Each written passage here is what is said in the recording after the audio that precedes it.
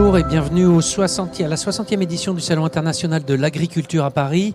Et bienvenue et heureux de vous retrouver sur ce plateau qui va nous parler d'une structure qui s'appelle Adivalor. Et aujourd'hui, on va vous parler d'Adivalor sur la route du 100% collecté et du 100% recyclé. Nous allons voir la dynamique qui est en route. Près de moi, donc, deux éminents intervenants très associés à Adivalor. À ma gauche, Christophe Grison. Bonjour, monsieur Grison. Bonjour. Président d'Adivalor. À sa gauche, Ronan Vanneau, directeur général d'Adivalor. Bonjour, monsieur Vanneau. Bonjour. Alors, on parle d'Adivalor. Peut-être, il y en a sans doute peu, mais peut-être que certaines personnes qui nous écoutent ne connaissent pas Adivalor. On va voir les chiffres tout à l'heure, la dynamique qui est en cours. Mais est-ce que vous pouvez nous résumer en quelques mots qu'est-ce qu'Adivalor ? Eh bien, Adivalor, c'est l'éco-organisme créé par la filière agricole, les agriculteurs, les distributeurs et les industriels, pour gérer les déchets d'agrofourniture. D'accord. Historique, depuis quand ça existe ? Ça existe depuis plus de 20 ans maintenant.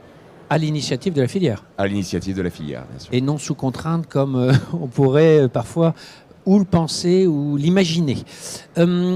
Si on fait on regarde dans le rétro sur 2023, Monsieur Grison, les chiffres clés de cette performance que vous avez eue, parce qu'on va voir que finalement c'est une performance qu'on pourrait qualifier de remarquable. Hein, on est sur des taux de collecte très élevés. Est-ce que vous pouvez nous dresser le panorama en quelques chiffres ? Tout à fait, Laurent. Alors juste avant, préciser quand même que Adivalor est présidé par un agriculteur. Donc je suis moi-même céréalier et maraîcher. Donc je connais bien la problématique des plastiques et de leur recyclage. Voilà. J'avais oublié de le préciser. Non, il fallait le préciser quand même par rapport à nos sujets. Alors l'année dernière, une très belle réussite parce que 125 000 tonnes, c'est le gisement. C'est-à-dire c'est le nombre de matières plastiques qui ont été vendues aux agriculteurs par des bidons, des big bags, des saches, tout ce qui est autour du plastique agricole. Et nous avons collecté 97 000 tonnes. Donc c'est quand même exemplaire. Ouais, c'est un très beau taux de collecte et de recyclage. Et nous avons recyclé à 79% ces plastiques. Donc à la fois une idée de volume, mais aussi qualitatif. C'est-à-dire que pour qu'on puisse recycler, ça veut dire que le plastique il est dans un bon état, il est à usage, il y a un tri qui a été fait. Alors c'est un vrai enjeu, c'est que l'agriculteur déjà sur sa ferme nettoie, trie, prépare pour qu'après Adivalor n'ait plus qu'à avoir le bon plastique au bon endroit. Prenons un exemple, un agriculteur éleveur, s'il a des ficelles, il ne faut pas qu'il mélange certaines ficelles avec d'autres ficelles ou qu'il mélange des ficelles avec des bidons. Voilà. Et aussi pour les maraîchers, on a une problématique, c'est la boue. C'est lorsqu'on enlève les bâches qu'on appelle de paillage, s'il y a de la boue, nous, chez Adivalor, après, on ne peut pas le recycler efficacement. Donc il y a vraiment un enjeu que l'agriculteur prenne conscience qu'il y a un travail de tri, de préparation, de manière à ce que tout soit recyclé. Un déchet propre et non souillé. Exactement. Donc la règle d'or.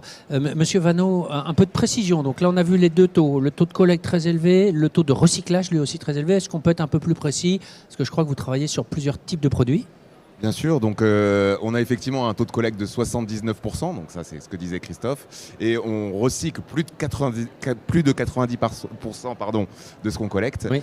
L'année dernière, on a vraiment fait une très belle performance sur la partie des plastiques d'élevage, avec une augmentation significative de collecte des films d'enrubanage et aussi des filets balles rondes, qui fait partie des programmes qui sont les plus compliqués pour nous, parce que ce sont des plastiques peu volumineux, que le réflexe de le trier est un peu plus difficile à acquérir. Et là, on avait vraiment fait une belle performance avec plus de 1000 tonnes de progression rien que sur ces filets balles rondes. Comment on fait pour faire progresser une filière ? C'est de la communication, c'est de l'accompagnement, c'est par quel moyen finalement on stimule cette dynamique ? Eh bien, c'est un peu tout ça, c'est de la communication, c'est de l'accompagnement, mais c'est surtout l'engagement de tous en fait. Ouais. La force d'Adivalor, c'est le collectif. Ça a toujours été ce collectif qui part de l'agriculteur, du distributeur et de l'industriel. Et vraiment, on arrive à faire progresser en arrivant à mobiliser tout le monde et à faire que tout le monde travaille ensemble dans la même direction. Parce qu'il y a une chose qu'on n'a pas dite. Certes, je n'avais pas dit que Christophe Grison était agriculteur, mais on n'a pas dit que vous avez des équipes terrain également. C'est-à-dire qu'il y a aussi cette logique de proximité. Ce n'est pas décidé à Paris ou à Lyon en l'occurrence, mais vous avez aussi des équipes terrain. C'est la mission de ces équipes terrain d'organiser les tournées, d'informer en proximité, comme vous l'avez dit, avec les acteurs agricoles ? Bien sûr, c'est vraiment cette mission-là des équipes terrain qui est un des principes de base d'Adivalor, c'est-à-dire un cadre national mais une organisation territoriale. Et on s'appuie aussi sur les équipes des chambres d'agriculture, les équipes de la FNSEAD et de la FNSEA régionale qui nous aident et qui nous accompagnent aussi pour arriver à développer au mieux sur tous les territoires. Un vrai effort collectif finalement, hein, ce que vous dites, vous jouez très collectif et équipe. Alors, cette filière, on l'a vu, son origine, elle est à l'initiative de la filière, elle est engagée, vous venez de le confirmer, pas tout seul avec l'écosystème agricole, mais concernant les pouvoirs publics, il y a quand même besoin au moins un minimum de la reconnaissance, des financements peut-être. On en est où, M. Grison, sur ce soutien des pouvoirs publics? Écoutez, ça tombe très bien, Laurent, parce que dans moins d'une heure, nous allons signer un accord cadre avec le ministère de l'écologie, avec notre ministre, M. Béchu. Donc ça, c'est la partie ministère de l'écologie. Et on a un autre accord cadre avec le ministère de l'Agriculture qui a déjà été signé et qui sera renouvelé prochainement. Voilà.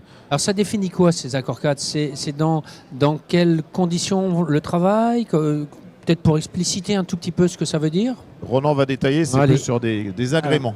D'accord. Dans un accord technique. Voilà. C'est un peu technique, mais cet accord cadre en fait nous donne un statut réglementaire sur la gestion, la responsabilité élargie du producteur, ce qui est le principe de gestion des déchets. Et dedans, on a à la fois des objectifs sur la prévention, la réduction des déchets, sur la sensibilisation des acteurs, sur ce qu'on appelle l'éco-conception, c'est-à-dire faire en sorte que les emballages et plastiques agricoles soient plus facilement recyclables, et aussi des objectifs chiffrés sur la trajectoire des taux de collecte, des taux de recyclage pour les différents types de déchets. Une sorte de feuille de route? Exactement. Quelle est l'échéance? Quel est le pas de temps? Parce que souvent on entend parler de temporalité aujourd'hui, et on le voit bien dans cette période de crise où il y a une volonté d'agir vite, avec parfois une mise en œuvre qui peut être lente. Quel est le pas de temps Vous avez une feuille de route pour combien de temps dans ces cadres-là? Nous avons un accord cadre donc pour 2024 à 2029, ce qui nous laisse un pas de temps de 6 ans. Jusqu'ici, c'était des pas de temps de 3 ans. Et là, c'était notre volonté, et qui a été approuvée par le ministère, d'avoir un pas de temps un peu plus long, aussi parce que nous voulons avoir un vrai impact sur la partie industrielle et donc relocaliser des capacités de recyclage qui nécessitent du temps long. Donc, c'est ce que vous avez négocié, ce pas de temps long, pour donner de la visibilité, pour avoir le temps de mettre en œuvre des mesures un peu structurantes, parce qu'on va voir ce qui a bougé et ce qui est en train de se mettre en œuvre. Est-ce qu'il y a, Monsieur Grison, des nouveaux programmes de collecte? Parce que peut-être que ça a été quoi les grandes étapes? Vous avez commencé par quel type de produits? On a commencé il y a déjà 22 ans par les bidons, des produits phytosanitaires. Et puis après, on a élargi au fur et à mesure de nouvelles filières. Par exemple les big bags, par exemple les paillages de maraîchage, les toits des serres en plastique, les gaines d'irrigation. Et au fur et à mesure, régulièrement, on ouvre une nouvelle filière. Aujourd'hui, il y a 25 filières. C'est ça le chiffre important, 25 filières. 25 filières. Et cette année, nous avons ouvert 2 nouvelles filières. C'est la nutrition animale, donc, qui tourne autour des sacs, des big bags, des seaux.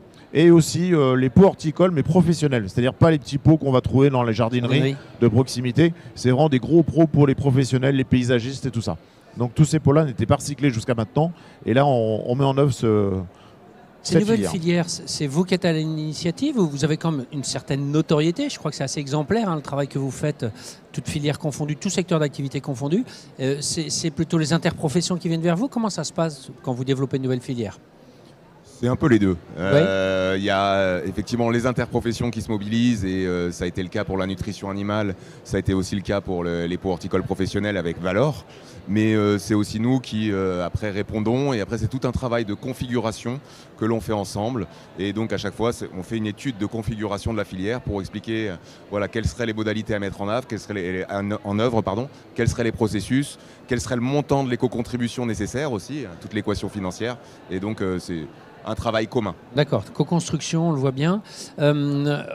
On croit percevoir aussi un lien fort avec les industriels du recyclage, puisque vous avez annoncé un taux élevé tout à l'heure. Est-ce que vous avez, et puis vous avez dit aussi, ça prend du temps, il faut voir si on peut recycler avec les industriels. Est-ce que vous avez des partenariats industriels et comment ça marche? Parce que là, on a vu l'amont, la collecte, l'aval, c'est qu'est-ce qu'on en fait? Alors c'est effectivement une de nos priorités, c'est d'arriver à augmenter les capacités de recyclage en France dédiées aux plastiques agricoles. Puisqu'on part d'une situation où actuellement on est à peu près à 50% de recyclage en France et 50% en Europe. L'objectif est de monter à plus de 80% en France et pour ça on a lancé des appels à manifestation d'intérêt. Et donc on a monté des partenariats avec plusieurs sociétés et ça a abouti à l'émergence de 5 nouvelles unités de recyclage entre 2022 et 2025. Il y en a 2 qui ont ouvert en 2023 et 2022. Il y en a 3 qui vont ouvrir sur les 2 prochaines années. Et donc c'est vraiment un gros succès d'arriver à avoir des capacités de recyclage dédiées aux plastiques agricoles en France. Est-ce que c'est une composante de la souveraineté au sens large, industrielle dans ce cas-là? Tout à fait. Hein? Eh bien, un grand merci en tout cas pour ces éléments. On voit bien une dynamique qui est en cours, des taux très élevés, quand même toujours des choses nouvelles à découvrir, 25 filières, une nouvelle filière, des nouveaux projets industriels, des usines qui se réimplantent ou en tout cas réindustrialisation sur le recyclage. Bravo et bonne continuation dans cette dynamique. Je vous remercie pour votre participation. Vous êtes dans les allées du salon, je pense, pour ceux qui veulent vous croiser. Et je vous souhaite un très bon salon de l'agriculture. Merci beaucoup.